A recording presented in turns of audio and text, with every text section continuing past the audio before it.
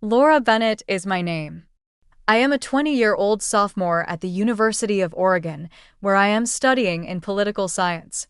I never thought that when I got out of my car after a 5-hour drive back to my hometown of Medford for spring break, my entire world would collapse in front of me. The house where I grew up was empty and hollow, and the stark "For Sale" sign in the center of the front lawn served as a face-smacking reminder of the reality. There were no lights, no noises, no car in the garage, and no curtains.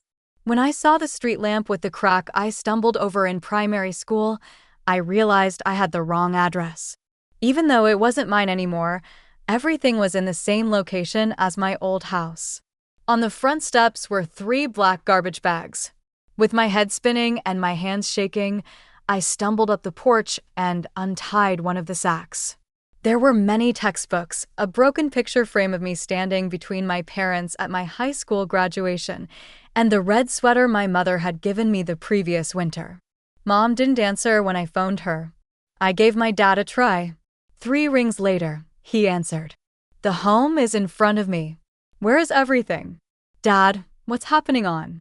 His voice was flat, emotionless. "We moved. Don't make a big deal. Figure it out yourself." "Wait, what? Are you saying you moved without telling me? You're an adult now. Handle it." Before I could say anything else, he hung up. The cold click from the other end hit me harder than any words could. I called again. "Busy." Then it went straight to voicemail. I tried my sister, no answer. In disbelief, I dialed again, a 3rd time, a 4th, but there was only silence.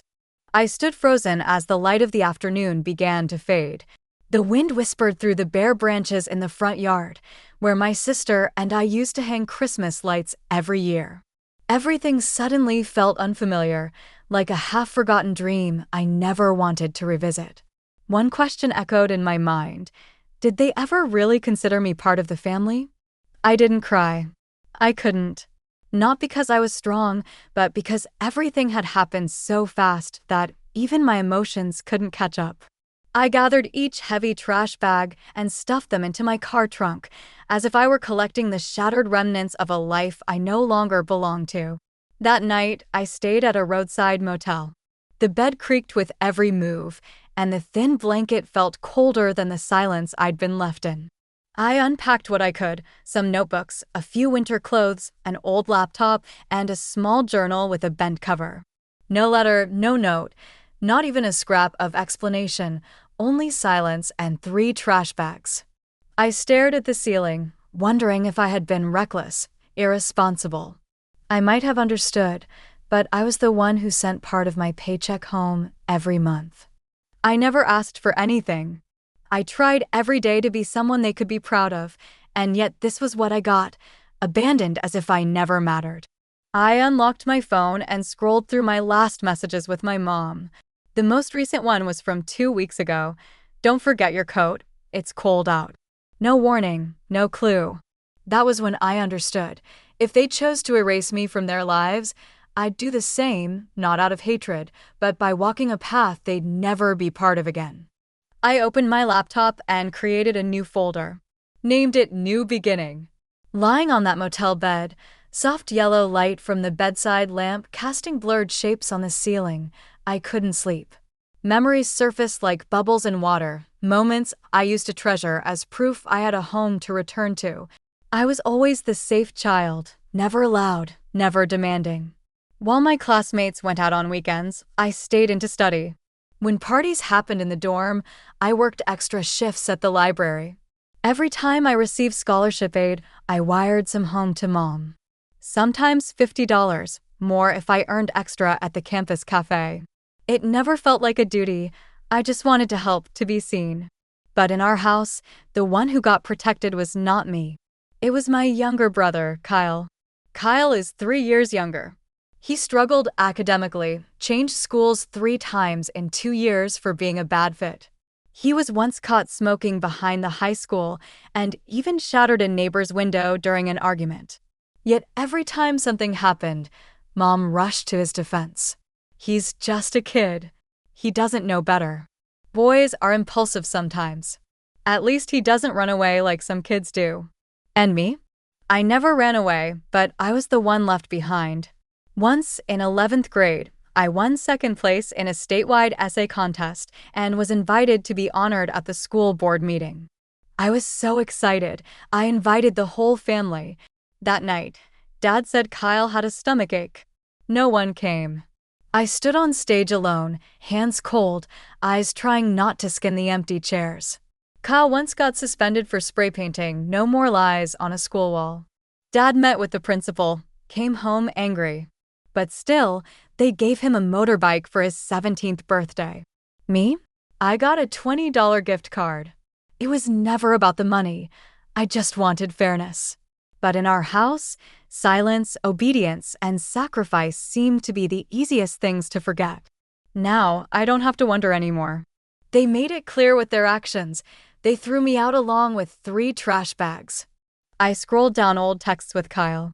The last one I sent was, "Don't stay up gaming too late. Finals are coming." His last message? A thumbs up emoji sent almost 4 months ago. Looking back now, I find it absurd. They had arranged everything behind my back, selling the house, moving out without a word, without a trace of remorse. I used to think that if I worked harder, was kinder, helped more, they'd love me like they always embraced Kyle after every mess. But maybe I was wrong all along. Maybe to them, I was always just a shadow next to their golden boy. I remembered something one of my professors once said: family isn't just where you grow up, it's where you learn to survive, sometimes through the very pain they leave you with. I looked out the window. The suburban night sky was still, no one knocking on my door, no one asking if I'd eaten. The only thing I had left was myself and the undeniable truth: I couldn't go back. I opened my laptop, logged into my student email, and at the top of my inbox was a message from my advisor, Laura. "Call me if you need a place to stay over break." My fingers hovered briefly, then typed a simple reply: "I'd really appreciate it if I could stay over. I truly need a safe place right now." Sent. At that moment, I didn't know what was coming next, but I knew one thing for certain. I was no longer the Laura who stood abandoned on the porch beside 3 trash bags. I was someone moving forward, even if no one was walking with me. 3 hours later, I received a reply from Professor Keller, my public policy professor last semester. She had those sharp, observant eyes, but a voice so unexpectedly gentle it always made students feel heard, no matter how silly their questions were. "You can come over tonight. Address is below. The guest room's always ready." That was all it said. No questions, no explanations. And maybe that's exactly why it hit me so hard. I didn't know when someone like Professor Keller, a virtual stranger, had become the first person to offer me a place to rest, while my own family had vanished without a trace. Her house sat on the edge of Eugene, tucked inside a quiet neighborhood lined with maple trees, already turning red. It was a tidy 2-story home filled with books, warm light, and the smell of something baking. She put me up in an attic room with a window that looked out over the backyard. There were no probing questions, no pity. She just handed me a mug of hot tea and said, "You don't have to tell me anything unless you want to. You can stay as long as you need, but if you plan on sitting around too long, I'll make you do the dishes." I laughed. After days of holding myself together just to keep from falling apart, I finally laughed. And like a dam breaking, I sat down at the kitchen table and told her everything, from the empty lawn to the 3 trash bags, the cold phone call, and the hollow frame of what used to be my bedroom window. She didn't say much, but when I finished, she gently placed a hand on my shoulder and said, "They can take the house, but they can't take your worth." The next morning, while I was straightening up the living room, Professor Keller came downstairs with a printed email in her hand. "I just got this from a nonprofit called Fair Living Coalition. They're looking for summer interns to work on housing rights and community inequality. I think you should apply." I took the flyer and scanned the details. The program offered students a chance to research and work directly on cases involving illegal evictions, housing discrimination, and rental issues in low-income neighborhoods. My heart stirred. There was something deeply real in those lines of text, a feeling that I used to be that girl, but not anymore. One evening, as I was preparing a training session for the new group of student volunteers, Elaine walked into the office holding an envelope. Laura, this came to the Haven Link office. No sender name, just your name and a postmark from Medford. I took it and slowly opened it. Inside was an old photograph, me, standing between my parents and Kyle in front of the Christmas tree the year I turned 12. A small card was tucked in with it, bearing only one sentence: "Remember to come home." No signature, no address, no apology. I stared at the photo for a long time, then gently placed it in a drawer and locked it. Not because I was angry, but because I no longer expected anything from people who couldn't acknowledge their own mistakes. At night, I sat down to write Haven Link's first blog post. I didn't mention my name or tell any details. I simply wrote, "Some homes aren't taken away by paperwork or legal rulings, but by silence, neglect, and the refusal to take responsibility." Yet, from those same voids, we can build new places of safety, where you are heard, respected, and allowed to begin again on your own terms. When I hit publish, I felt a small weight lift from my chest. I haven't forgiven, and maybe I never will. But I'm no longer bound. Not by calls, not by photos, not by memories. The only thing I'm bound to now is the one truth. I believe no one deserves to be treated as invisible in their own story, and I will do everything I can so that, from now on, those who've been pushed aside can write their first new chapter too. On a quiet afternoon in early November, as I was reviewing a file for an international student who'd been told to vacate her apartment over unidentifiable noise, the Haven Link phone rang. As always, I answered in my practiced voice, "Haven Link, this is Laura speaking." There was a pause, then a hesitant female voice on the line. "Laura, this is Helen. I used to live next door to your family in Medford. I'm not sure if you remember me." I froze. Helen, the silver-haired lady who always brought over baked goods during the holidays, the one who used to warn me about slipping when the snow piled high. Of course, I remembered. "Is everything okay?" "Oh, I don't want to bother you, but this morning I received a forwarded envelope addressed to you. It came to your old house. It looked kind of important." "Sent to the old address? Do you know who it's from?" "A law firm, I believe. Something from New Mexico." I didn't open it, but if you'd like, I can read a few lines from the outside. It looks like it might be about an inheritance. I nearly dropped my pen. A law firm. Inheritance. In New Mexico. My thoughts raced as Helen read out the return address. The sender was Cruz and Moreno Legal Associates. I asked her to hold on to the letter safely and immediately looked them up. Their website popped up instantly with a contact number in the top right corner. Within 10 minutes, I was connected to an attorney named Benjamin Cruz. He confirmed that their office had sent a notice regarding an inheritance to my last known legal residence on file, which, according to their records from last year, was still my childhood home. "Inheritance from whom?" I asked, my voice tight. "From your grandmother, Maria Delgado. She passed away last year and left behind a parcel of land in Santa Fe that was purchased by the local government for expansion of an ecotourism district. Your share amounts to $412,000, currently held in a transfer fund pending beneficiary confirmation." I went silent. I remembered Maria, her calloused hands always wrapping tamales for me every winter, the letters she wrote in simple Spanish, even though I barely understood them as a child. She lived so humbly. How could she have left behind something worth that much? Benjamin seemed to anticipate my thoughts. "The land was once of little value, but 3 years ago, the city approved development of a luxury resort nearby.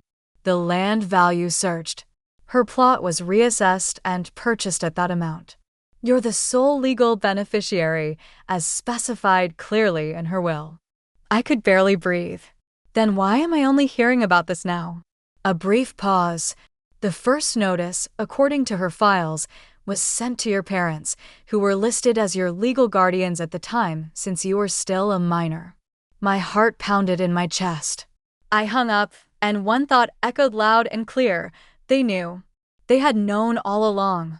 And then everything came back to me, the timing of when I was abandoned, which coincided with the payout period of the inheritance, the hurried sale of the house, the abrupt move, the vague inviting messages afterward. Not one of them included an apology, not because they missed me, but because they were afraid I'd find out. That night, I sat alone in the Haven Link office as the streetlights outside cast golden reflections on my desk.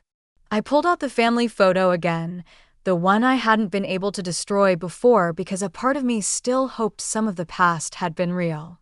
This time, I tore it in half not out of rage, but because I finally understood. Some things are no longer worth holding on to. 3 days later, I received an email from the law firm confirming that the transfer was underway. All I had to do was sign. For $112,000, a number that slashed straight through the truth I'd been avoiding for so long. I didn't tell anyone. Not Elaine, not Professor Keller, not the student team at Haven Link. I needed time not to decide what to do with the money, but to face the real question. If the reason I was abandoned was money, was there ever anything real in our so-called love? Less than 2 weeks after I got the inheritance confirmation, I received another email. This time from the Watkins Social Impact Fund. The subject line made my heart stop for a second. Haven Link selected for final presentation round, eligible for $300,000 over 3 years. I read it over and over, terrified I was imagining it. A grant from the Watkins Fund wasn't just about the money. It was a formal endorsement from the largest nonprofit network in the Western U.S. If successful, Haven Link could hire staff, expand to 2 nearby universities, and build a solid digital platform for student support statewide. I didn't tell anyone about the strange timing, the grant email arriving just 3 days after I uncovered my parents' silence about the inheritance. But something inside me quietly shifted, as if the universe had brought me to the exact crossroads where I needed to make a clear choice. On presentation day, I woke at 5 a.m., hands trembling as I buttoned my crisp white shirt. I wore a simple navy suit, hair pulled back, barely any makeup. Clean lines were the only way I could keep my emotions at bay. Elaine picked me up from Keller's house, where I was still staying while we prepared to move offices. She looked at me with quiet understanding and gently squeezed my shoulder as we walked into the conference center. The main hall of the Watkins Foundation gleamed beneath crystal chandeliers. In front of us sat 8 board members, activists, business leaders, scholars, and 2 representatives from the state government. The room was serious, but not unfriendly. I opened my presentation with a story, not mine, but Chloe's. A freshman forced out of her dorm for refusing to pay an extra $5,000 reservation fee her landlord had made up. I explained how Haven Link helped her renegotiate, stay housed, and brought the issue to light through student media. Every word I spoke wasn't just information, it was a vow. In the middle of outlining our expansion model, the door to the boardroom cracked open. A staff member stepped in, whispered to Chairman Raymond, then turned to me.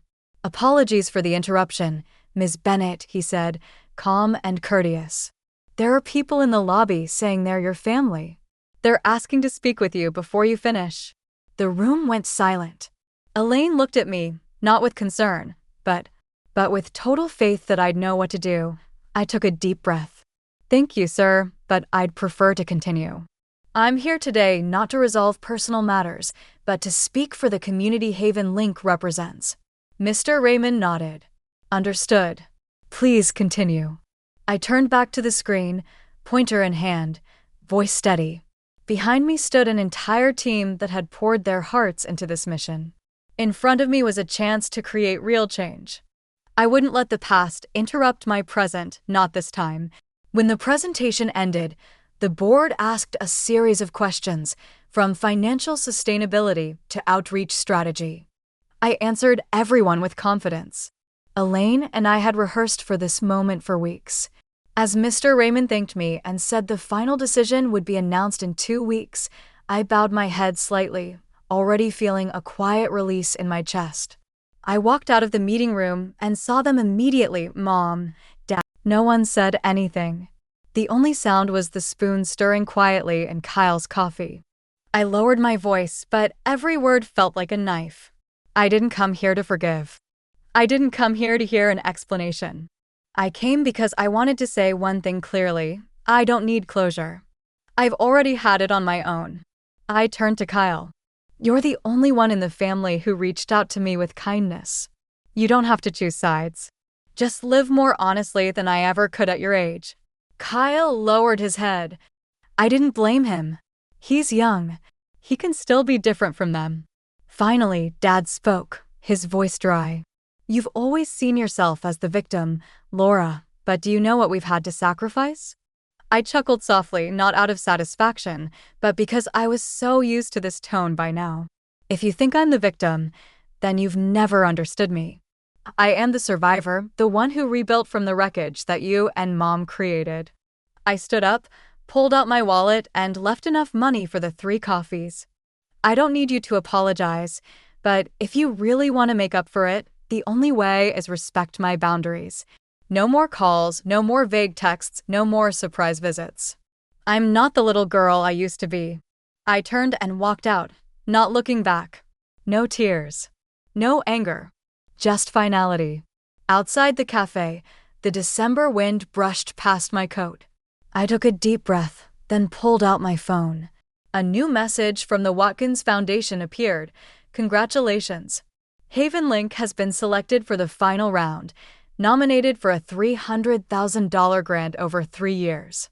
I laughed, but this time it was a real smile. There was no more random luck. Everything was the result of my choice to stand up, even if it had to be alone. 3 weeks after our final meeting at the cafe, I received the official email from the Watkins Foundation. Haven Link had been awarded the full $300,000 3-year grant, plus an additional $50,000 in operational funding for the first year. I read the announcement while standing in the new office, a modest but bright space in a community support complex near downtown Eugene. The scent of fresh paint still lingered in the air. On the desk were piles of files for cases waiting for advice. In the hallway, 2 student volunteers were laughing as they set up chairs for a weekend legal training class. I looked at the scene, and for the first time, I felt that I had truly built something bigger than myself. The very next week, a reporter from the Oregon PBS station reached out. They wanted to do a feature story on student-led social initiatives. The content director, Maya Stone, said that the story of Haven Link has the impact we're looking for. I hesitated for a moment, but Elaine nodded. If you don't tell your story, someone else will tell it their way. The filming took 2 days. They shot at the office, the community classes, and during a legal consultation where I was talking to a young couple being forced to sign an unfair lease. Maya was very skilled. She didn't push me into emotional corners, but she didn't let me avoid questions about the motivation behind what I do either. At the end of the segment, she asked, if you could go back to that day, standing in front of the empty house and the 3 trash bags, what would you say to yourself? I thought for a long time, then I said, I'd say don't focus on what you've lost. Focus on what the pain will teach you to build. The program aired on Sunday evening. I didn't watch it live on TV. Instead, I sat alone in the Haven Link office, responding to every thank you note and partnership offer that had come in from community organizations across the state. After the broadcast, on social media, the hashtag link spread quickly. Some former students shared stories of being unfairly evicted. A single mom messaged to say that after hearing my interview, she decided to file an official complaint instead of walking away in silence. Not long after, a representative from a community investment fund invited me to speak at a National Youth Leadership Forum. And then, silence. No texts, no calls, not a single word from my family. No one acknowledged the TV segment. No one sent congratulations. No questions. No late apologies. At first, I thought I might feel hurt, but in truth, the only thing I felt was release. I realized I didn't need their validation anymore. I didn't need them to come back, and I no longer had anything to prove to people who had once chosen to walk away. One late afternoon, as I stood by the office window looking out into the distance, Elaine walked in. She gently placed a sheet of paper on the desk. It was her request for temporary leave. I'll be going to Belgium for 2 months to take care of my mother, but before I go, I have one question for you. I turned around. What are you planning to do next? I looked at her, then at the big board on the wall filled with upcoming initiatives, from building a mobile legal aid center to partnering with the university to include housing rights in student orientation. I smiled.